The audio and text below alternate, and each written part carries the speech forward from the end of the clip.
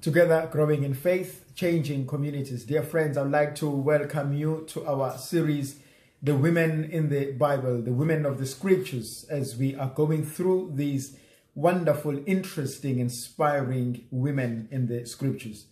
Today, I would like us to reflect on another powerful woman. She is known as Bathsheba, the wife of Uriah. This is found in the second book of Samuel, chapter 11 and also chapter 12. And so once again, I invite you to please take your Bibles as we go through these and look at certain things and try to see some insights.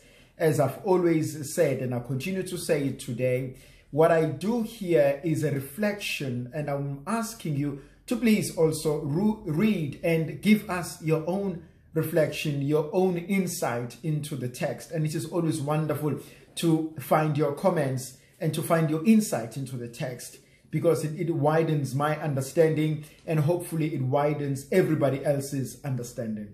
And so we begin then by reading chapter 11, verse 1 of the second book of Samuel. At the turn of the year, when kings went out on a campaign, David set out Joab along with his officers and the army of Israel, and they ravaged the Ammonites and besieged Rabbah. David, however, remained in Jerusalem. Allow me then, dear friends, to look at this text, the first verse. It is absolutely important. It was spring, beginning of new life, beginning of new things. But when all the kings went out on a battle, they went out to fight a war. So all the kings are out, they've gone. But what happens to David? David remains in the house. This is an important verse for us, because David is doing what no other king is doing. He is moving away on a tangent. He's doing something which should be shocking to the nation. Now, David, instead of him going up to battle, he sends Joab, who is the commander-in-chief. He says, go out and fight on my behalf. Go out and fight the battle. What are the ordinary people saying about David? Now, I always believe in an absence of an authentic leadership. When we lack authentic leadership, illegitimate leaders emerge. If I fail to lead as a person, as whoever you are, if you fail to lead, someone else will lead. And when I fail to lead and direct my life into a particular position and purpose, I will find many other things to do. And so you find too many people saying, I'm busy or I'm tired. And you ask them, okay, you say you're busy and you say you're tired. What are you busy doing? Because many people are busy, but how many of them are productive? And that's an important thing to look into. So we look at David, and number one, he begins this on a very wrong footing. He is losing credibility. He is losing confidence from the people. Let's move on then, dear friends. Number 2, verse 2. One evening, David rose from his siesta. Now, a siesta is an afternoon nap. And he strolled about on the roof of the palace. From the roof, he saw a woman bathing who was very beautiful. Now, in Israel, in Jerusalem, David had a house which was up on the hill.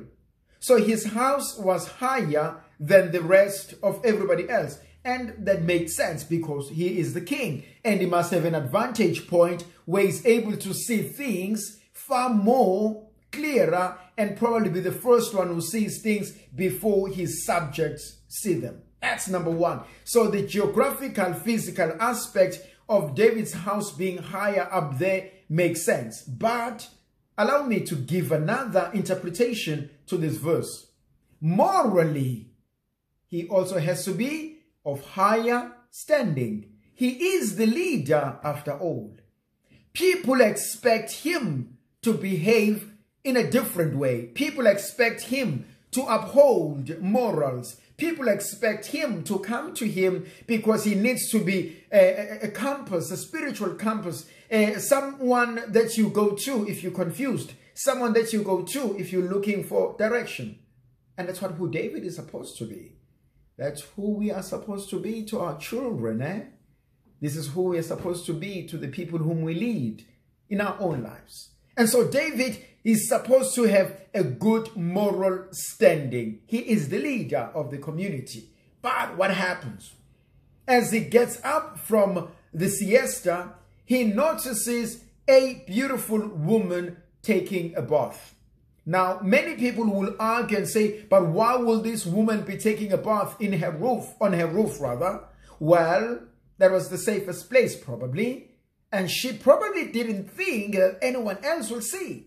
Because on the roof, well, other neighbors cannot see. But maybe she had forgotten that the king is there. Or did she know the king was there?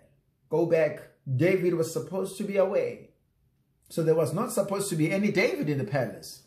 And so she goes out there and she is in a private space having a bath. And boom, David is watching. And as David watches, the author tells us immediately, this is a beautiful woman. Verse 3, David had inquiries made about the woman.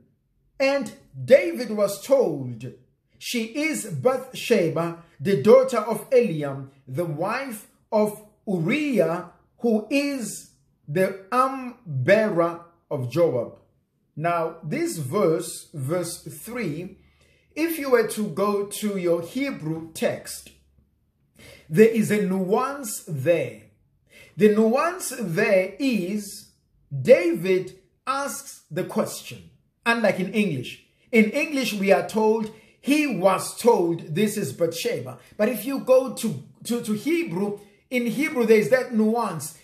It is David who asks the question, who says, is this not Bathsheba, the wife of Uriah? My God, if we were to take the Hebrew translation, then there's something interesting here. Because David knew this is the wife of Uriah. Now, if David did not know who Uriah was, David knew who Joab was. And if he knew who Joab was, because that was his commander-in-chief, he must have known who is your arm-bearer, because your arm-bearer is your right-hand man who's always with you. So David knew this was Uriah's wife. Either we focus on the Hebrew text, on the English text, eventually he comes to know the truth. He knows that this is a wife who belongs to a husband. She's married. She's committed. But above all, this is a woman whose husband has gone to fight in place of David. This is a double betrayal. Now, finding out and doing the inquiries, he has not done anything wrong per se. Now let's look at what happens in verse 4. Then David sent messengers to take her, to bring her along. And when she came to him, she had relations with her. Now, the word relations in Hebrew is something deeper than that. He knew her. The word is yada, to know, to have a sexual relationship, to open up to that level of intimacy. Go back to that beautiful word, intimacy, intimacy. So David is led into this woman's life. But did she consent? Did she say yes? At the moment, the woman is silent. Was she forced into this? At the moment, the woman is silent. The author does not tell us the woman's opinion of David. The author does not tell us the woman's reaction. But there's another thing that I also want us to think of. David sends messengers. What are those people thinking of David? Surely they know that this is a king, and they know that this is a wife of Uriah, and they've met Uriah. They probably have sat with Uriah. They've shared a meal with Uriah. Now, Uriah, your wife has been summoned by the king. What does the king want with you? And they see her going into David's bedroom. And they're like, what's going on there? Because when the king consults, he never consults people in the bedroom. He consults them somewhere else. What is she doing there? Now look at the stupidity of King David. But I mean, I know it in all our lives. Don't we all sometimes do that? That sometimes in this moment of weakness, we do stupid things. Now David cannot think that the people that whom he's sending, he's also destroying them. He's also is degrading himself, and go back to that moral standard, that moral status of David, which has now been dropped by his sheer stupidity, by his lust. And so the wife is brought in. Now there's something absolutely beautiful and exciting in here. While he has relation with her, the author immediately tells us something important. She had just purified herself because she had gone through her monthly period. So the author is telling us, wait a minute, I need you to know that Bathsheba had just had her menstrual period. So Bathsheba is fertile and Bathsheba can get pregnant. And so what David is doing, my God, don't you dare think when Bathsheba says, I'm pregnant, this could be Uriah's wife. No, the author is preparing us. He's saying, do you know what has just happened to this woman? So David has gone to take someone else's wife and he sleeps with her. Go back to verse 4. She then returned to her house. My God, David just took her in, did whatever he wanted, and he sent her off. She's being used as an object. She's being used as a pawn, but she's silent. The author doesn't tell us what she says. The author doesn't tell us about the struggle. But the other question I need to ask myself, if she was brought in by a convoy into the palace, when she walks away, does she walk away alone or with a convoy? If she walks away with a convoy, what is the conversation as they are going back to her house? Do they know what has happened? Does she tell someone of what had happened? She's silent. Go to verse 5. But the woman had conceived, and the woman sent information to David, I am with child. Dear brothers and sisters, let's pause a little bit. The woman sends a message. The woman sends a messenger. The woman sends information. Who is the carrier of the message? And immediately the person says to David, I have a child. I am with a child. I am pregnant. How does that person feel? How does that person see David? How does that person see the leadership? And we've seen this in the leadership in the church, where people have abused children. They've distorted. We as the church have destroyed those young people's lives, distorted them. And some of them never really heal. We've seen this in families where children have been abused and raped by people they trusted. And those children's lives are never the same. We've seen when women and children, both boys and girls, have been abused by those in authority. And that's the story with David and Bathsheba. By the way, what does the name Bathsheba means? It's a beautiful word in Hebrew. Sheba means 7, but also Sheba could also means oath. Bathsheba means Beth is a daughter. Okay, so this is a daughter of an oath. We don't know what an oath Eliam had made. You know, sometimes when our parents give birth to us, they make a promise to God that, Lord, if you keep us safe, I will do this and this and this for you. Lord, if you do this for me, I will do this and this for me. So this is a very special woman. And David has just ruined her. Now she sends a message to David. In verse 6, David therefore sent a message to Joab. And he says to Joab, go and bring Uriah. I need Uriah to come back here and stay with me. And when Uriah comes, this is an interesting thing that happens when Uriah comes. In verse 7, when he came, David questioned him about Joab, the soldiers, and about the war that was going on. And Uriah said, all was well. Don't you find an irony? Who should be questioning who here? Why is it David who wants to question Uriah? Why can't it be Uriah and say, how are things here? You're busy asking us about Joab, about the war, about the battle. You're busy asking us about the situation over there. We should be asking you, how is my wife, by the way? Is she okay? I wonder what David will say. Is she okay? Well, as we have said, one will expect an answer. But then in going to verse 8, David then says to Uriah, go down to your house and bathe your feet.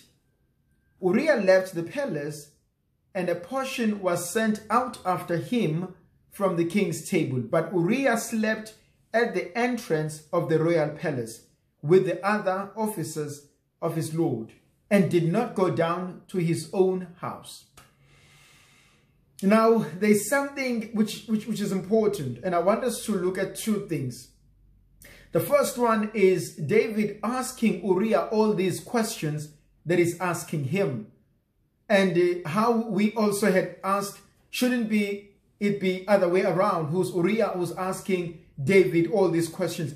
But have you noticed that we as the listeners, we as the readers, we know things that Uriah does not know already. We already know that his wife is not okay.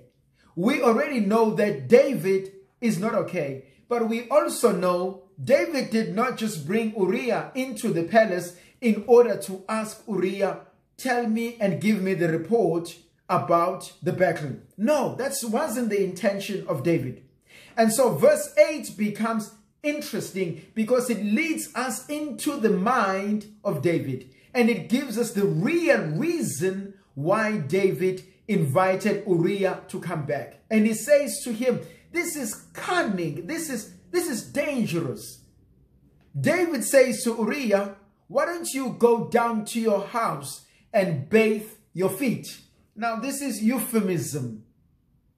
What he's saying to him, he says, why don't you go down to your house and sleep with your wife? Why don't you go down and cover? Why don't you go down and make sure that you cover all the tracks? Why don't you go down and so that you take the fall for something you didn't do? This is where you find the cunning nature of David. David is larger than life. David is he's a great king. But like all great people, we all have great sins. And so I see myself in David, and I hope you see yourself in David. We see ourselves in the scriptures, and we know no matter how great the Lord has been to us, somehow we've lost the plot. Somehow we've disappointed God. And David has disappointed himself. But look at this. Go back to what I said. Uriah does that which is not expected of him. And now look at Uriah, who's been commanded by the king to go down to his house, but his conscience reminds him that I cannot go down to my house while my fellow soldiers are out there. Now, just for a second, for a minute, let's look at Uriah, who disobeys the king, and let's look at Bathsheba, who obeys the king. What are we saying? What's going on in here? But also look at Uriah, who says, I will not lower my standards. I will not come down and go to my house. And even though Uriah does not want to go there, Uriah is willing to teach us something of absolute greatness. In contrast to David, who is of higher moral standing. And we already know here, it is Uriah. It is not King David. Now let's go down and find in verse 9. Uriah slept at the entrance of the royal palace. He stayed there. He refused. In verse 10, David was told that Uriah had not gone down to his house. And he said to Uriah, have you not come from a long journey? Why then did you not go down to your house? Listen to what Uriah says in verse 11. He answers the king by saying, the ark, the Israel and Judah are lodged in tents, and my lord Joab and the majesty's servants are encamped on an open field. Can I go home to eat and to drink and to sleep with my wife? My God.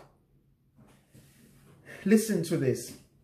The Ark of the Covenant, the people of Israel, the people of Judah, Joab, the soldiers, they are all encamped in Israel, rather on the field. And you, O Lord, you, my king, are asking me to go and eat and drink and sleep with my wife? Come on. Who's been doing all these things? Who's been sleeping in the house? Who's been drinking? Who's been sleeping with whose wife? This hits David right between his eyes. This is a bull's eyes. It hits him where it hurts the most. Because somehow Uriah is saying, look at them and look at you. But the author does a beautiful technique here. He exposes David by Uriah reflecting this on himself. And he says, I cannot do that, my Lord. How can I do that? How do you expect this of me? But at the same time, Uriah is saying, what about them? They don't expect that of me. And I mean, they don't expect that of you, my Lord. You cannot do that. And so Uriah's action and Uriah's good standing in community and in the presence of God judges David. And we already are knowing and are seeing how David has betrayed not only God, not only Bathsheba, but he's betrayed his own people. He has betrayed the people, the soldiers who are fighting his battle. He says, how can I do that? How can I come home and do that? I will not do such a thing. In verse 12, then David says to Uriah, stay here today also. I shall dismiss you tomorrow. And we know how the story ends. Uriah remains in Jerusalem. Uriah does not go home. David summons Uriah in verse 13. And so Uriah comes, sits, drinks with David, and he makes him so drunk.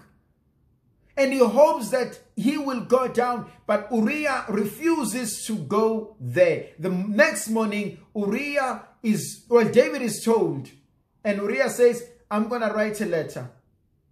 David writes a letter, gives it to Uriah, and he says to Uriah, take this letter, give it to Joab. Now, listen to this.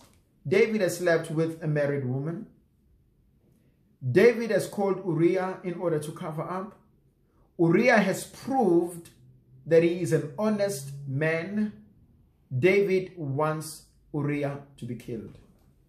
He says, take this letter, give it to him. And poor Uriah takes the letter and he goes and he gives it to Joab. And in the letter in verse 15, this is what was David had said. He says, place Uriah up front where the fighting is fierce, then pull back and leave him to be struck down dead.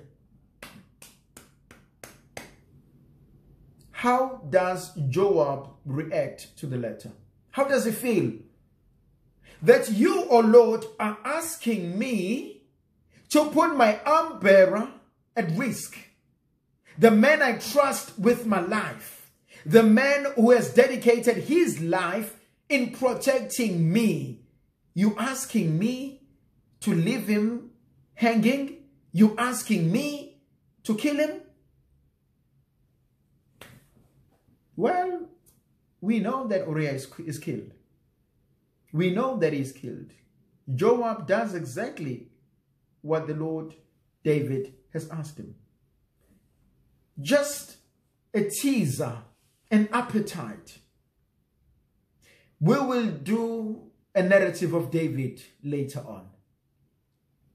I want you to keep this verse at the back of your mind as I'm asking you this question. Do you remember or do you know how Absalom died?